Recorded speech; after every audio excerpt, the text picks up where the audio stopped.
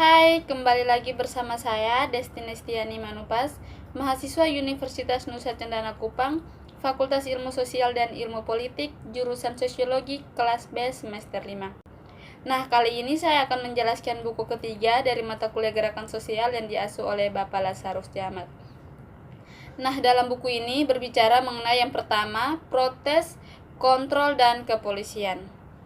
Anda tidak mengharapkan pusat kota menjadi sangat sunyi dan sepi, tetapi pada suatu hari, Jumat pagi tahun 2002 itu terjadi. Aku berdiri dengan sekelompok kecil selama protes. Dana Moneter Internasional, kecuali kelompok kami, polisi dan beberapa lalu lintas pagi, jalan-jalan sebagian besar dibubarkan. Toko tutup, jarang ada pejalan kaki. Ada alasannya selama beberapa hari. Polisi telah memperingatkan warga untuk mengunci diri karena penunjuk rasa yang kejam dan anarkis akan segera turun ke jalan. Tindakan mulai meningkat ketika anggota gugus pangan dengan perpaduan unik antara non-kekerasan, politik, dan spiritualitas mulai berdatangan. Tak lama kemudian, ada sekitar 7 penunjuk rasa. Di sekitar para penunjuk rasa ada 100 petugas yang mengenakan seragam gelap ala Robocop. Mereka mengenakan perlengkapan anti huru-hara lengkap, termasuk helm hitam, pentungan, dan borgol plastik yang menjuntai di pinggul. Beberapa memegang senjata tidak mematikan seperti kantong kaca, senapan peluru, dan semprotan merica. Beberapa dari polisi, para penunjuk rasa mengenakan pakaian warna-warni tanpa alat pelindung. Seperti yang saya sebutkan, banyak dari mereka adalah anggota gugus pangan, jaringan aktivis berbasis bumi yang menggunakan sihir dan ritual dalam tindakan mereka. Seorang aktivis dan penulis pangan terkenal berdiri di tengah-tengah pohon lingkaran besar peserta pangan yang mengatur ritual kompleks yang melibatkan benang, lumpur, dan cabang pohon. Ketika mereka siap untuk bertindak, kelompok pangan mulai memindahkan jaring benang yang sekarang lebarnya sekitar 25 kaki ke jalan. Mereka berhati-hati untuk menyeberang jalan secara legal. Akhirnya, penunjuk rasa berkumpul di sana untuk melakukan protes drum dan bertujuan untuk membuat cukup keributan sehingga orang-orang di Gedung Putih dapat mendengar keluhan mereka terhadap globalisasi perusahaan. Di awal tahun 2001, gerakan anti globalisasi masih digairahkan dari protes besar Organisasi Perdagangan Dunia. Dalam kasus protes IMF, penanganan hukum mendorong ketakutan dan memperingatkan warga tentang penunjuk rasa yang berbahaya, mengerahkan polisi dengan perlengkapan anti huru-hara dan taktik lainnya.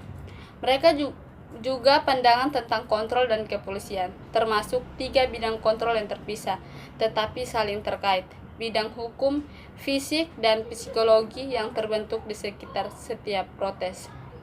Nah, yang berikut perspektif tentang pengendalian perbedaan pendapat. Menurut Thomas dan Stanley, pada tahun 2003, teori kontrol sosial bersumber dari teori politik dan sosial klasik. Thomas dan John misalnya berfokus pada kemunculan negara demokrasi liberal. Masing-masing bergaulat dengan bagaimana pemerintah mengatur warganya sambil berlindung hak dan kebebasan alami mereka. Mereka menghubungkan kontrol sosial dengan kebangkitan seorang penguasa atau pemerintah. Pada prinsipnya bertanggung jawab untuk memelihara ketertiban melalui paksaan untuk mengamankan kontrak sosial. Kontrak sosial berarti kemampuan negara untuk mempertahankan kewarganegaraan yang stabil sehingga masyarakat tidak mundur ke kondisi alam yang brutal. Teori yang lebih kontemporer melihat polisi sebagai entitas yang dirancang untuk mengurangi tekanan sosial dan mempertahankan warga negara yang stabil. Konsep polisi muncul dengan merosotnya feodalisme di Eropa abad ke-16. Bertepatan dengan pertumbuhan negara modern dan meningkatnya perhatian untuk memelihara ketertiban sosial.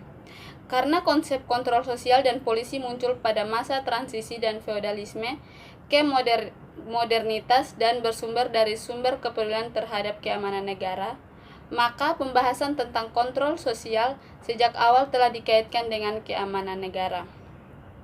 Banyak karya akademis awal tentang kontrol sosial mencoba memahami penyimpangan dan tatanan sosial, sebagaimana dipahami secara umum. Penyimpangan adalah perilaku yang berbeda dengan norma yang diterima secara sosial. Pendekatan fungsionalisme adalah sudut lain untuk menangani tatanan sosial. Teori klasik ini mengkonseptualisasikan masyarakat sebagai organisme dengan banyak bagian, masing-masing berfungsi secara terpisah untuk menyeimbangkan sistem yang lebih besar. Konflik adalah teori kontrol sosial terakhir yang saya bahas di sini. Berasal dari analisis Marxis, teori konflik melibatkan kontrol sosial, terutama bagian dominasi kelas. Artinya, ia menolak gagasan bahwa hukum dirancang untuk melindungi hak-hak semua anggota masyarakat tertentu. Sebaliknya, para pendukung berpendapat bahwa hukum dan kepentingan kelas dominan atau hemagonik mendorong kontrol sosial pada tingkat moral dan hukum. Peran polisi dan hukum menjadi pembebanan, memaksa tatanan sosial yang menguntungkan mereka yang berada di puncak hierarki sosial. Seperti teori pelabelan, kekuasaan memainkan peran penting dalam menjelaskan kontrol sosial. Dari perspektif sosiologi umum, kita melihat bahwa negara menggunakan teknik kontrol sosial yang bekerja tidak ada sebelumnya. Penting untuk dicatat di sini bahwa penyimpangan politik seperti bentuk penyimpangan lainnya dibangun secara sosial. Yang berikut, gerakan anti-globalisasi. Belajar mengendalikan dari gerakan anti-globalisasi adalah menakutkan karena gerakan tampaknya di mana-mana dan tempat pada waktu yang sama. Gerakan anti-globalisasi juga terletak dalam perselisihan perubahan atas perjanjian perdagangan bebas. Pada tahun 2002 dan 2003, saya berpartisipasi dalam 5 protes anti-globalisasi besar yang mencakup beberapa demonstrasi yang cukup besar di setiap acara. Saya mengumpulkan sebagian besar data saya selama bertahun-tahun berpartisipasi dalam gerakan. Awalnya, saya mengadopsi kombinasi pendekatan, satu metodologis yang lain etis. Sistem metodologis memadukan pendekatan teoretis yang membumi dengan teknik etnografi multitapak. Pendekatan etika berasal dari tradisi sosiologi Verstehen, baik teori dasar maupun etnografi multitapak, mengharuskan peneliti untuk mengembangkan pengetahuan mendalam tentang lingkungan yang diteliti. Sejak awal tujuan saya adalah membenamkan diri dalam protes, menjadi peserta dan mengembangkan pemahaman teori tentang situasi. Sementara saya menyadari ketidakmungkinan memasukkan lapangan tanpa praduga. Saya berusaha untuk mengesampingkan semua ide dan teori akademis, berharap bahwa catatan yang relatif bersih akan menciptakan ruang untuk pengalaman yang dalam pergeseran lingkungan bidang gerakan. Yang berikut, mengelola dan mengatur proses. Pada tahun 2004, kawasan perdagangan bebas Amerika bertemu di Miami, menerapkan model Miami yang sekarang terkenal. Departemen Kepolisian Miami bekerja sama dengan puluhan lembaga penegak hukum lokal, negara bagian dan nasional menyambut penunjuk rasa dengan kekuatan yang tegas. Pada 11 Maret, sekitar 3 bulan setelah pertemuan FTAA berakhir, komisi memilih untuk membatalkan peraturan tersebut. Miami bukan satu-satunya kota yang telah menggunakan peraturan untuk mengatur dan mengendalikan perbedaan pendapat dan protes. Ada kelompok orang dalam gerakan anti-globalisasi yang bisa menunjukkan wajah mereka, seperti yang dicatat.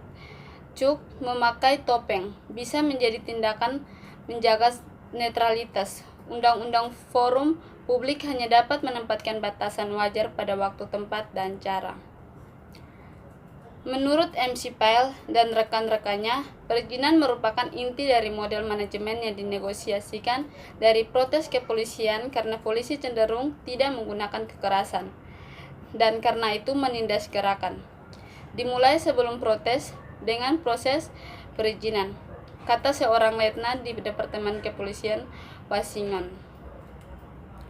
Pertama, berbulan-bulan sebelum protes, polisi bisa memperkirakan jumlah petugas yang diperlukan untuk berpatroli di acara tersebut. Kedua, polisi menggunakan izin untuk mendapatkan keuntungan dalam menangani pengunjuk rasa. Ketiga, polisi dapat mengumpulkan informasi tentang kelompok-kelompok yang diharapkan menghadiri protes. Yang kelima, seperti apa bentuk demokrasi?